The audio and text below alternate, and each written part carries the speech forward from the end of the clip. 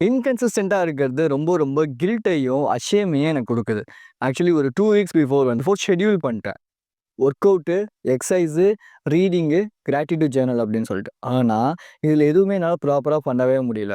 Because நான் ரொம்ப ரொம்ப இன்கன்சிஸ்டென்ட்டா ஃபீல் பண்றேன். இப்ப என்ன மாரியே நெறைய பேர் யோசிச்சிருப்பீங்க. லைக் நான் இது பண்ணணும், அது பண்ணணும்னு நெனச்சிருப்பீங்க. ஆனா, எல்லா விஷயத்திலுமே நீங்க ரொம்ப ரொம்ப இன்கன்சிஸ்டென்ட்டா இருப்பீங்க. அப்போ அவுட்கம்ஸ்னா என்ன? ப்ராசஸ்னா என்ன?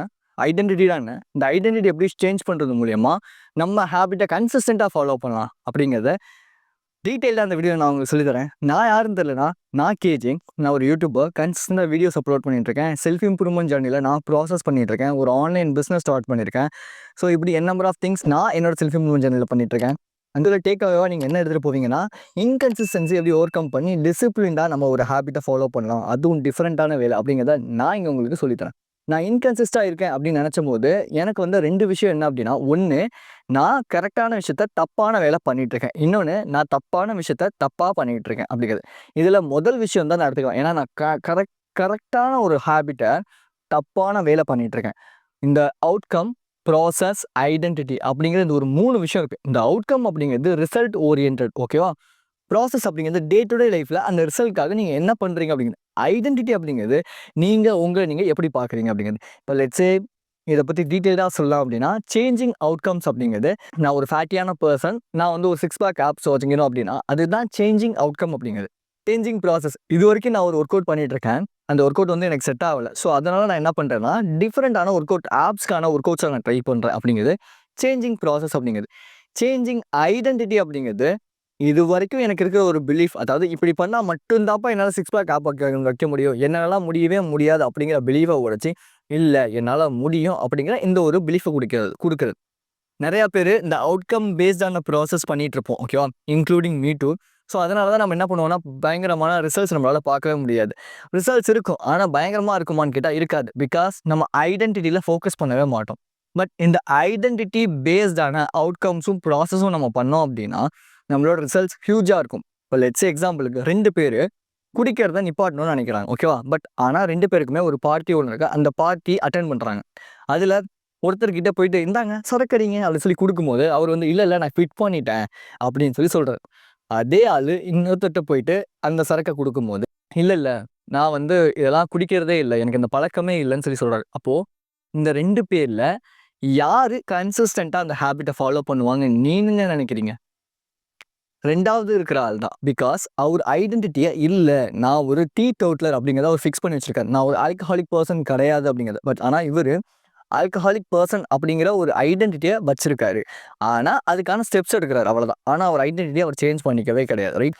நெறைய பேரு இந்த ஐடென்டிட்டில ஃபோக்கஸ் பண்ணாதனால தான் நம்ம எதிர்பார்க்கிற அவுட்கம்ஸ நம்மளால வந்து கெயின் பண்ண முடியல. ரைட்?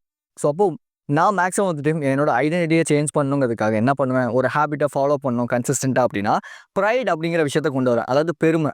நான் வந்து 15 நிமிஷம் டெய்லி மெடிடேஷன் பண்றேன் அப்படிங்கும்போது, அந்த மெடிடேஷன் நான் வந்து ப்ராப்பரா பண்றதுக்கான நெறைய வாய்ப்புகள் அதிகமா இருக்கும் கன்சிஸ்டன்ட்டா. ஓகேவா? நான் வந்து 6 பேக்ஸ் ஆப்ஸ் வச்சிருக்கேன்னு பெருமை பீத்திக்கும்போது, நான் என்னோட அப்பர் பாடிய வந்து ப்ராப்பரா மெயின்டெயின் பண்ணுவேன். நான் வந்து என்னோட பிசிக் போயிடக்கூடாது அப்படிங்கிறதுக்காகவே தொடர்ந்து அந்த ஒர்க் அவுட்ஸ நான் பண்ணிக்கிட்டே இருப்பேன். ஸோ இந்த பிரைட் அப்படிங்கிறது நமக்கு வந்து ஒரு கன்சிஸ்டன்ட்டான ஒரு விஷயத்த பண்றதுக்கு ரொம்ப ரொம்ப ஹெல்ப் பண்ணுது. பட் நெறைய பேரு பிரைட வந்து, எப்படி பெருமை பீத்துறது? இதெல்லாம் நெகட்டிவ் அப்படின்னு பார்ப்பாங்க. பட் நெகட்டிவான விஷயத்த கூட நீங்க பாசிட்டிவா பார்க்க ஆரம்பிச்சீங்க அப்படின்னா, கண்டிப்பா உங்களோட அவுட்கம்ஸ் பயங்கரமா இருக்கும். ஸோ நெக்ஸ்ட் டைம் உங்களுக்கு வந்து எந்த ஒரு விஷயம் நீங்க வந்து சூப்பரா இருக்குன்னு நெனைக்கிறீங்களோ, அந்த விஷயத்துல பெருமைய ஆட் பண்ணிக்கங்க. நான் டெய்லியும் 15 நிமிஷம் இது மெடிடேஷன் பண்றேன் தெரியுமா? சூப்பரா இருக்கு தெரியுமா? செம்மையா இருக்கு தெரியுமான்னு சொல்ல சொல்ல நீங்க அந்த மெடிடேஷன் விட்டுறணும்னு நெனைக்கவே மாட்டீங்க. Right? Improvement tells who you are. ஒரு இம்ப்ரூவ்மெண்ட் தான் நீங்க யாருங்கிறத சொல்லுங்க. இப்ப லெட்ஸ் சே நீங்க வந்து ஒரு புக் படிக்கணும்னு நெனைக்கிறீங்க அப்படின்னா, அந்த புக் படிச்சு முடிக்கணுங்கிறது உங்களோட கோலா இருக்கக்கூடாது. உங்களோட கோல் என்னவா இருக்கணும் அப்படின்னா, நான் ஒரு ரீடர் அப்படிங்கிறதா தான் இருக்கணும். அதே மாரி நீங்க வந்து ஒரு ஜிம் போணும், ஒர்க் அவுட் பண்ணணும்னு நெனைக்கிறீங்க அப்படின்னா, உங்களோட கோல் வந்து 6 பேக் வைக்கணுங்கிறது தான் மேக்ஸிமம் ஆஃப் த டைம் இல்லாம, உங்களோட கோல் என்னவா இருக்கணும்னா, நான் ஒரு அத்லெட்டுங்கிறத நீங்க உங்களுக்கு நீங்களே ட்ரான்ஸ்ஃபார்ம் ஆவறதா இருக்கணும். ஸோ இப்படி ஒரு ஐடென்டிட்டிய நீங்க கிரியேட் பண்ணீங்கன்னா, அந்த ஹேபிட்ட கன்சிஸ்டன்ட்டா உங்களால ஃபாலோ பண்ண முடியும். ரைட்? இப்போ லெட்ஸ் சே நான் யூடியூபர்ங்கிற இந்த ஒரு மென்டாலிட்டிய நான் ஃபிக்ஸ் பண்ண என்னால கன்சிஸ்டன்ட்டா ஸ்கிரிப்ட் எழுத முடியுது. கன்சிஸ்டன்ட்டா வீடியோ அப்லோட் பண்ண முடியுது. Because I am choosing that identity and I am fixed with that identity. ஓகேவா? இன்னைக்கு நெறைய பேருக்கு மோட்டிவேஷன்ங்கிறது இருக்கு. ஆனா எங்கே லேக் ஆகுறோம்னா ஐடென்டிட்டியை நம்ம ஷேப் பண்ணாதனால தான். ஸோ அப்போ அந்த ஐடென்டிட்டியை ஷேப் பண்ணிங்கன்னா ஒரு ஹேபிட்டில் உங்களால் ஸ்டிக் பண்ணி கன்சிஸ்டண்ட்டாக அந்த ஹேபிட்டை பண்ண முடியும். பட் இதுவே நீங்கள் வந்து ஐடென்டிட்டியை ஃபிக்ஸ் பண்ணாமல் ஜஸ்ட் நீங்கள் பண்ணிக்கிட்டே இருந்தீங்கன்னா செல்ஃப் இமேஜுங்கிறது டவுன் ஆகும். செல்ஃப் இமேஜ் டவுன் ஆச்சு அப்படின்னா ப்ராபப்ளி உங்களால் எந்த ஒரு ஹேபிட்டையும் கன்சிஸ்டண்ட்டாக ஃபாலோ பண்ணவே முடியாது. ஓகேவா? உங்களோட ஆக்ஷன்ஸ் தான் நீங்கள் யாருன்னு சொல்லுவோம். இந்த மாதிரியான இன்கன்சிஸ்டண்ட்டாக நீங்கள் இருக்கீங்கன்னா உங்களுக்கு ஃப்ரீ வெபினார் நான் கொடுக்குறேன் இந்த சண்டே 6:30 PM. நான் ப்ராபப்ளி உங்களுக்கு வந்து ஒரு தெளிவான எப்படி கன்சிஸ்டண்ட்டாக இருக்கலாம், எப்படி ஹேபிட்டை ஃபார்ம் பண்ணலாம், எப்படி டிசிப்ளினாக இருக்கணுங்கிறத பற்றி ஒரு டீட்டெயில்டான வெபினார் உங்களுக்கு நான் கொடுக்க போகிறேன். லிங்க் கீழே கொடுக்குறேன். நீங்கள் ஷாப் சண்டே 6:30 PM வந்துடுங்க. மேபி உங்களை ரிமைண்ட் பண்ணுறதுக்கு வேணால் நான் ஒரு மெசேஜ் இல்லை போஸ்ட் இந்த மாதிரி நம்பர் ஆஃப் திங்ஸ் நான் உங்களுக்கு பண்ணுறேன்.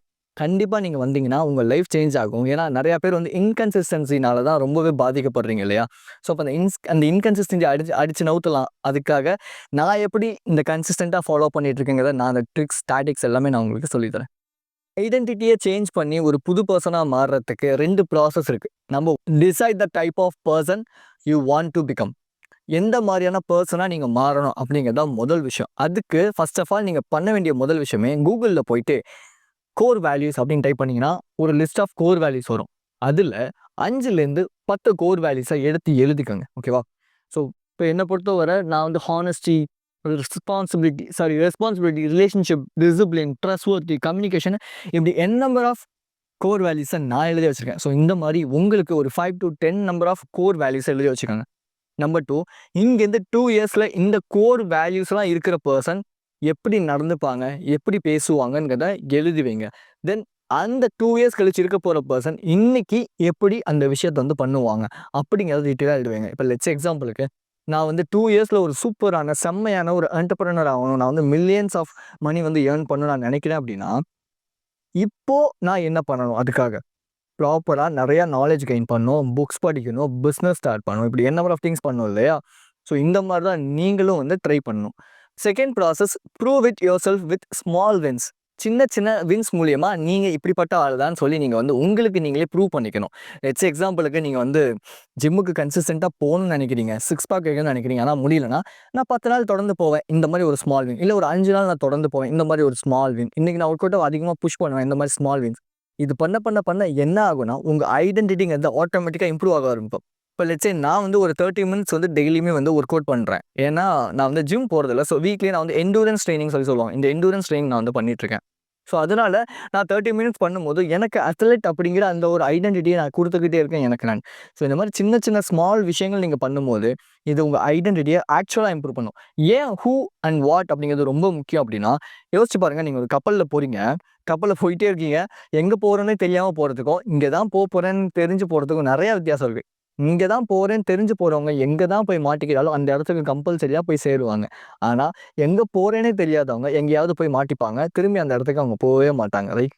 இல்லை திரும்பி வரத்துக்கும் நிறைய வாய்ப்புகள் அதிகமாக இருக்குது. எனக்கு ஒரு கோட் வந்து ரொம்ப ரொம்ப பிடிச்சிச்சு, அது உங்ககிட்ட ஷேர் பண்ணணும். Identity is something that you constantly earning. அதாவது நீங்கள் கான்ஸ்டண்ட்டாக எந்த ஒரு விஷயம் பண்ணலாம் உங்கள் ஐடென்டிட்டிங்கிறது இம்ப்ரூவ் ஆகும்னு சொல்கிறாங்க.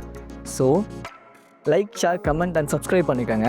நான் சொன்ன மாதிரி சண்டே 6:30 ஈவினிங் ஷாப் நீங்கள் வந்து இந்த வெபினாரில் ஜாயின் பண்ணிக்கோங்க. ஸோ லிங்க் கீழே இருக்குது. நீங்கள் வந்து ஜஸ்ட் கிளிக் பண்ணி அதுக்குள்ளே வந்தீங்கன்னா மட்டும் போதும், ஆட்டோமேட்டிக்காக நீங்கள் வந்து வந்துடும். இல்லை லிங்க்கை வந்து காப்பி பண்ணி வச்சுக்கோங்க. So be strong and stay positive. This is KJ. I will see you in this informative video and thank you for watching my video.